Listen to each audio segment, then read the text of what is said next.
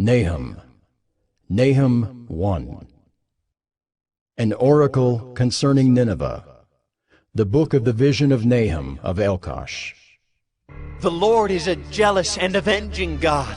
The Lord is avenging and wrathful. The Lord takes vengeance on his adversaries and keeps wrath for his enemies. The Lord is slow to anger and great in power, and the Lord will by no means clear the guilty. His way is in whirlwind and storm, and the clouds are the dust of his feet. He rebukes the sea and makes it dry. He dries up all the rivers. Bashan and Carmel wither. The bloom of Lebanon withers. The mountains quake before him. The hills melt. The earth heaves before him.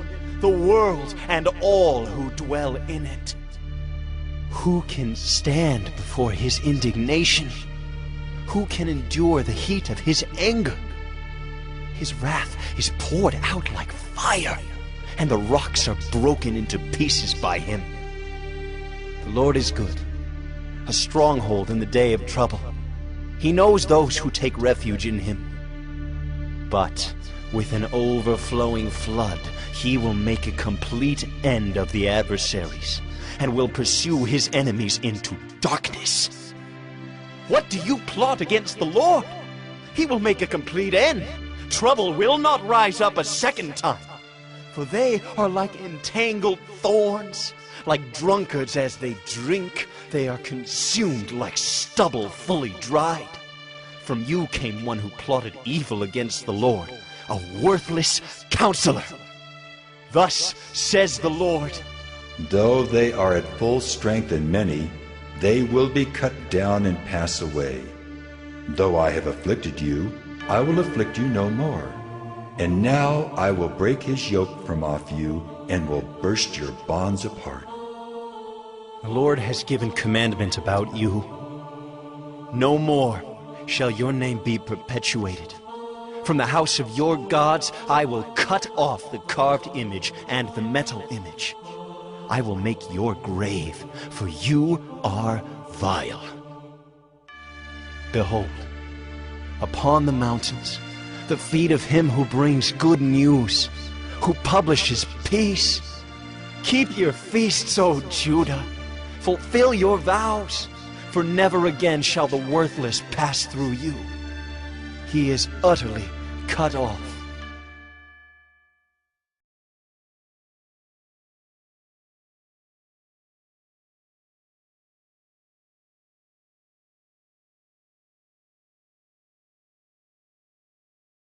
Nahum 2. The scatterer has come up against you. Man the ramparts, watch the road, dress for battle, collect all your strength. For the Lord is restoring the majesty of Jacob as the majesty of Israel. For plunderers have plundered them and ruined their branches. The shield of his mighty men is red.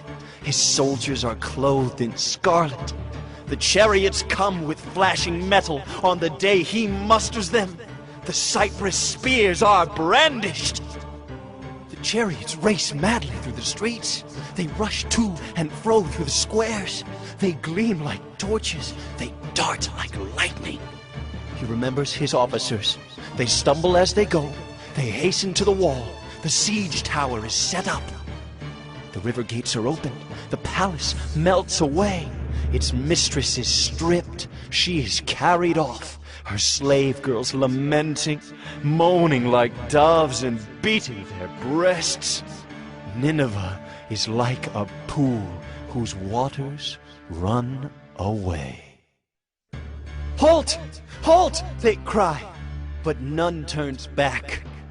Plunder the silver, plunder the gold. There is no end of the treasure or of the wealth of all precious things. Desolate, desolation and ruin. Hearts melt and knees tremble. Anguish is in all loins. All faces grow pale. Where is the lion's den? The feeding place of the young lions, where the lion and lioness went, where his cubs were, with none to disturb. The lion tore enough for his cubs and strangled prey for his lionesses. He filled his caves with prey and his dens with torn flesh. Behold, I am against you, declares the Lord of hosts, and I will burn your chariots in smoke, and the sword shall devour your young lions.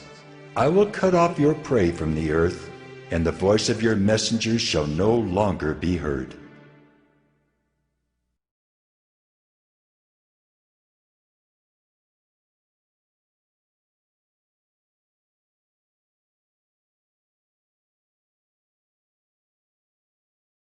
Nahum 3.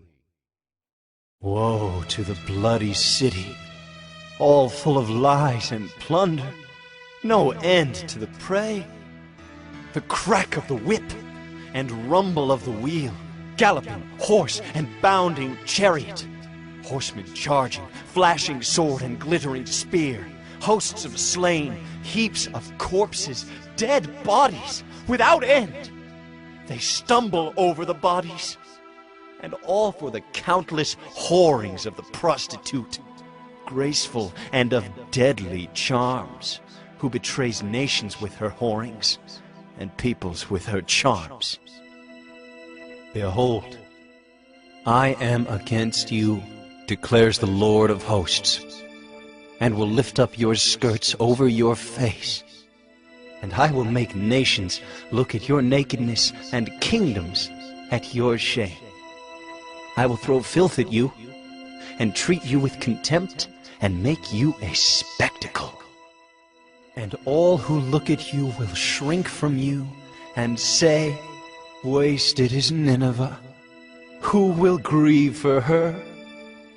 Where shall I seek comforters for you? Are you better than Thebes, that sat by the Nile, with water around her, her rampart a sea, and water her wall? Cush was her strength, Egypt too, and that without limit. Put and the Libyans were her helpers. Yet she became an exile. She went into captivity. Her infants were dashed in pieces at the head of every street. For her honored men, lots were cast, and all her great men were bound in chains. You also will be drunken. You will go into hiding.